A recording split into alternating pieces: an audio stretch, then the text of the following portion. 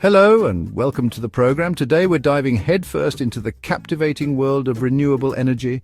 Specifically, we're talking about a sun-powered dream, a global solar energy network. Imagine, if you will, a world bathed in the warm, golden glow of limitless clean energy. Sounds fantastic, right? Well, like a beach vacation with your in-laws, it's a lot more complicated than it sounds. We're talking about a level of international cooperation that would make the United Nations look like a playground squabble. Because, my friends, building a global solar energy network isn't just about slapping some solar panels on things and calling it a day. It's about navigating a minefield of geopolitical issues, environmental impacts, and, frankly, the sheer mind-boggling cost of it all. So buckle up, because we're about to take a deep dive into the major challenges of making this ambitious dream a reality. From the sun-drenched deserts of Africa to the choppy waters of the Pacific, we'll explore the hurdles and the potential solutions for a future powered by our very own celestial neighbor. Today, we're diving into the major challenges of creating a global solar energy network. From geopolitical issues to environmental impacts, let's break it down. First up, let's talk geopolitics. Now, you might be thinking, what now? But trust me, it's important. We're talking about countries, those gloriously diverse collections of cultures, languages, and of course, political systems. And getting them all to agree on something as complex as a global solar network, well, that's about as easy as herding cats on roller skates during an earthquake. See, a lot of the prime real estate for solar energy happens to be located along the equator, a region known for its sunshine, and let's be honest, its fair share of political instability. We're talking about getting nations with long histories of conflict and mistrust to cooperate on a scale never seen before. It's like asking a room full of toddlers to share their toys nicely. And then there's the issue of those massive interconnected power grids that would crisscross international borders and even stretch across vast oceans. Imagine the negotiations, the treaties, the potential for disputes over who gets what and how much it'll cost.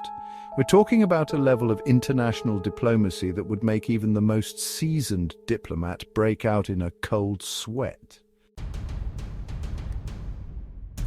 Now let's talk about everyone's favorite subject, money, because building a global solar energy network isn't just about political will, it's about cold, hard cash. And we're not talking about your loose change here, folks. We're talking trillions, with a T kind of money. Think about it. We're talking about constructing solar farms on a scale that would make even the most ambitious construction projects look like Lego sets. And don't even get me started on the sheer amount of steel, copper, and other raw materials we'd need.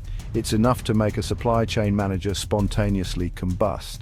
And then there's the issue of energy transmission. You see, transmitting solar energy over vast distances, like, say, from the Sahara Desert to London, it requires these things called high-voltage direct current HVDC lines. They're more efficient than traditional AC lines, but they're also ridiculously expensive to build and maintain. We're talking about laying down thousands of miles of these things, potentially underwater, across mountains, and through God knows how many different countries. Now, you might be thinking, John, this all sounds great and all, but isn't solar energy supposed to be good for the environment? And yes, you'd be right. Compared to our current reliance on fossil fuels, solar is a massive improvement. But, and this is a big but, even renewable energy projects come with their own set of environmental challenges. Let's start with land use. Building massive solar farms, even in deserts, can disrupt ecosystems, displace wildlife, and even lead to habitat loss. It's like throwing a giant housewarming party in the middle of the desert and forgetting to invite the scorpions and rattlesnakes. They might have some thoughts about it, and those thoughts might involve venom. And then there are the floating solar farms, those magnificent arrays of panels bobbing along on the ocean's surface. Sounds idyllic, right? Well, imagine you're a fish just trying to go about your fishy business, and suddenly your entire world is in shadow. These floating behemoths can impact marine life, disrupt migration patterns, and even interfere with navigation for ships. It's like trying to navigate a crowded parking lot, but instead of minivans, it's giant floating solar panels. Now let's talk upkeep, because even the most well-built solar panels don't just magically maintain themselves. And when your solar farm stretches across continents and oceans, well, let's just say things get a little complicated. Imagine trying to repair a solar panel in the middle of the Sahara Desert during a sandstorm, or how about diving to the bottom of the ocean to fix a corroded underwater cable during a hurricane? Maintaining a global solar energy network would be a logistical nightmare, requiring a small army of highly skilled technicians, specialized equipment, and a whole lot of courage. And speaking of the ocean, let's not forget that saltwater is basically the kryptonite to solar panels. Corrosion is a constant threat, and even with the toughest protective coatings, these things aren't going to last forever. We're talking about regular inspections, repairs, and eventually replacements on a massive scale. And let me tell you, hauling those giant panels back and forth across the ocean, not exactly environmentally friendly.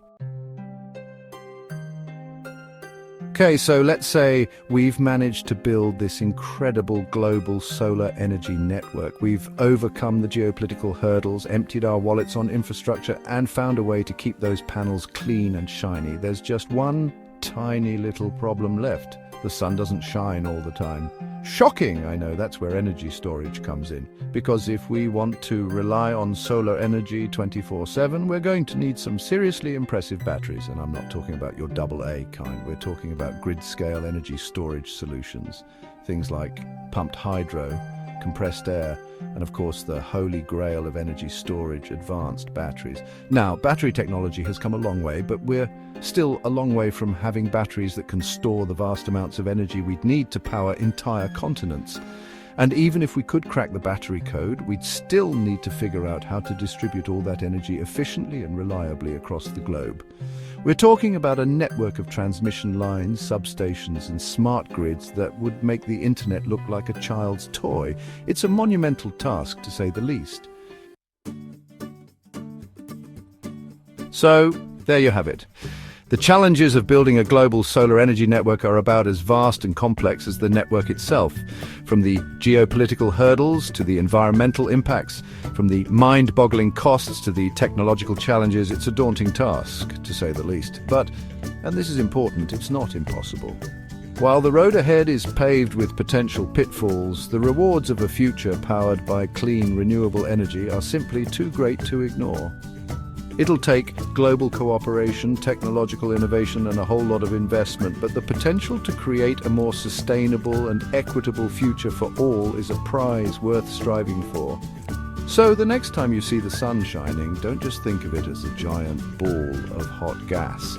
Think of it as a source of hope, a symbol of our potential to overcome even the most daunting challenges. The future is bright, my friends, even if it takes a little work to get there.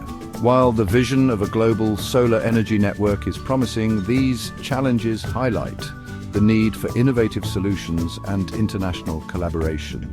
Stay tuned for more insights on renewable energy.